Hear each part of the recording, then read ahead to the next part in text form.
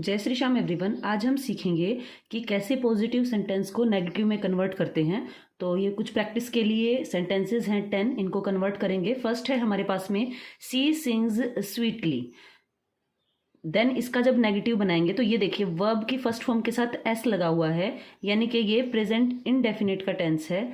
तो इसके अंदर हम क्या करेंगे, डज नॉट लगा देंगे, क्योंकि ही और शी सिंगुलर होते हैं, उनके साथ क्या लगता है, डज लगता है। अदरवाइज तो क्या लगेगा, डू लगेगा। तो शी सिंगुलर है इसीलिए डज लगा है। तो इसका नेगेटिव बनाने के लिए ये नहीं कि आप यहाँ पे नोट लगा देंगे, आपको लगाना पड़ेगा डजंट।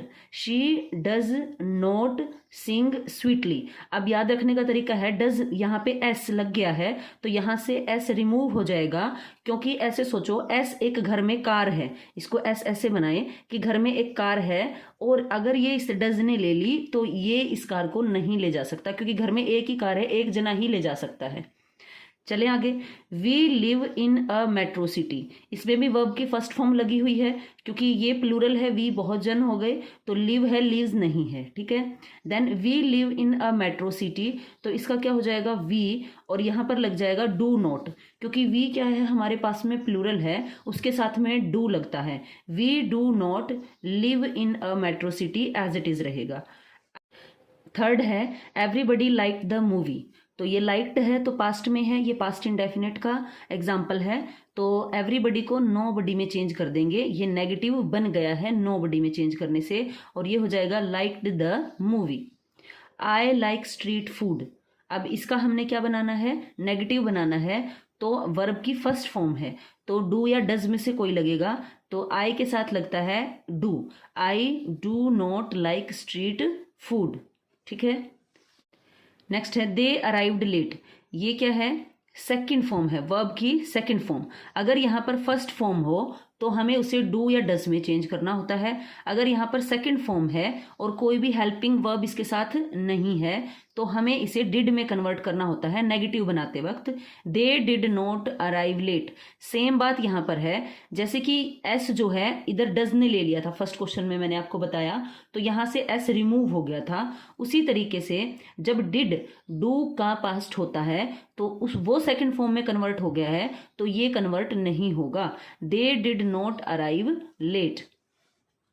ऑल एप्रिशिएट हिम, तो ऑल भी किस में चेंज हो जाएगा, नोबडी। नोबडी में चेंज हुआ, क्योंकि एवरीबडी भी किस में चेंज हुआ था, नोबडी में, तो यहीं पर नेगेटिव बन गया है। अब यहां पर रहेगा एप्रिशिएट्स, क्योंकि नोबडी का मतलब होता है कोई नहीं, जीरो सिंगुलर है ना। जीरो क्या होगा, सिंगुलर। अगर वन ही सिंगुलर है, एक जना हो तो वही सिंगुलर है, तो जीरो तो अपने आप ही सिंगुलर हो गया, तो नोबडी आया है, तो इसीलिए हम यहाँ पर क्या लगाएंगे, एस लगाएंगे, एप्रिशिएट्स हिम। नेक्स्ट है have you realised your mistake. क्या तुम्हें मतलब तुम्हारी मिस्टेक रियलाइज हुई। देन यहाँ पर हमारे पास में है थर्ड फॉर्म, क्योंकि यहाँ पर हैव गिवन है, इससे पता चला जब आपको हेल्पिंग वर्ब गिवन है तो आपको सिर्फ और सिर्फ नोट ऐड करना है, बाकी कोई छेड़छाड़ नहीं करनी। Have as it is, you, और यहाँ पर लग जाएगा नोट। स्पोकन में ये नोट यहाँ पर बोल दिया जाता है, हैवंट एक साथ, है ना। तो आप इसको यहाँ भी लगा सकते हैं, लेकिन रिटर्न में यहाँ लिखा जाता है have you not realised your mistake. तो यहाँ पर क्या आ जाएगा, ये नोट आ जाएगा। तो जब हेल्पिंग वर्ब गिवन हो सेंटेंस के अंदर, चाहे वो इंटेरोगेटिव सेंटेंस है, चाहे वो असर्टिव या सिंपल सेंटेंस है, तो वहां पर हमने सिर्फ नोट ऐड करना है। चले आगे, एट्थ सेंटेंस है टर्न द टैप ऑन।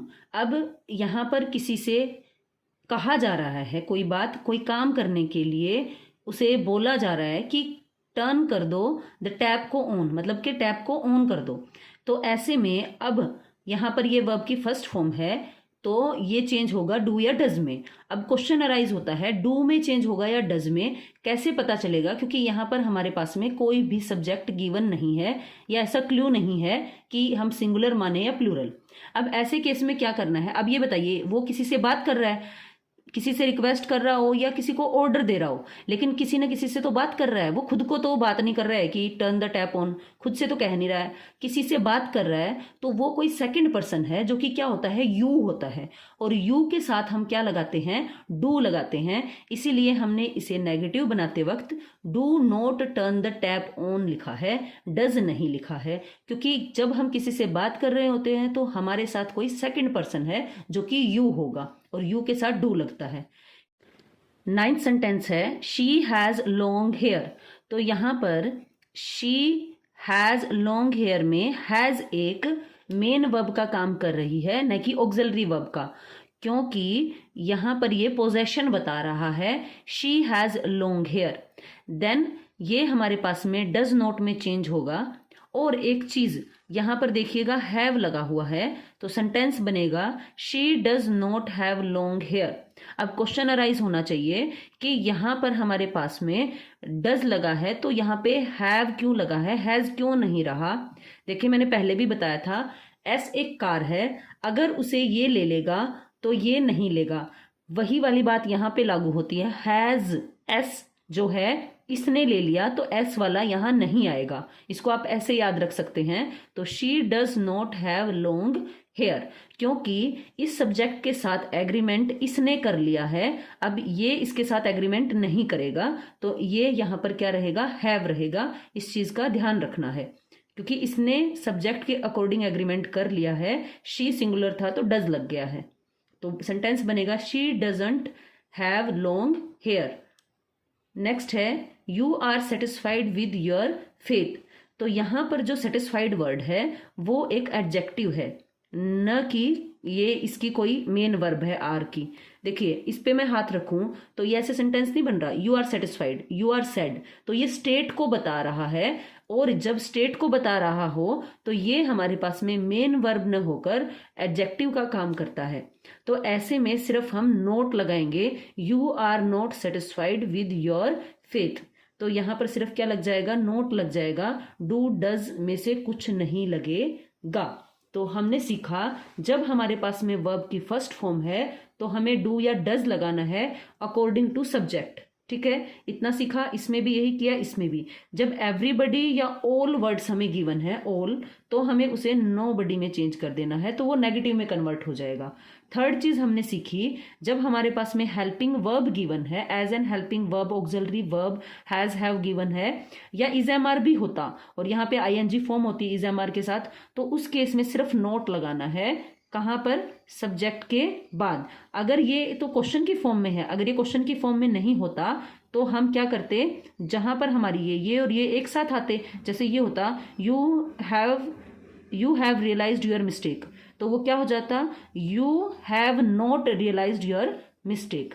ठीक है, उसके बाद में है नेक्स्ट हमने सीखा, जब हमारे पास में ऑर्डर, रिक्वेस्ट, कमांड इस टाइप के हैं तो वहां पर डू लगता है, क्योंकि सामने वाला बंदा किसी से बात कर रहा होता है जो कि सेकंड पर्सन है, यू है, और यू के साथ डू लगता है। थर्ड चीज हमने सीखी, कई बार हैज, हैव हमारे पास में किसका काम करते हैं, पोजेशन का काम करते हैं, एज अ मेन वर्ब का काम करते हैं। तो उस सिचुएशन में हमने उसे अकॉर्डिंग टू दिस चेंज करना है, और यहां पर हमारे पास में हैज की जगह क्या रहेगा, हैव रहेगा। ठीक है, और जब इस टाइप से गिवन है, एडजेक्टिव है, तो सीधा नोट लगा देना है। Thank you. अगर वीडियो पसंद आई है तो please like, share and subscribe.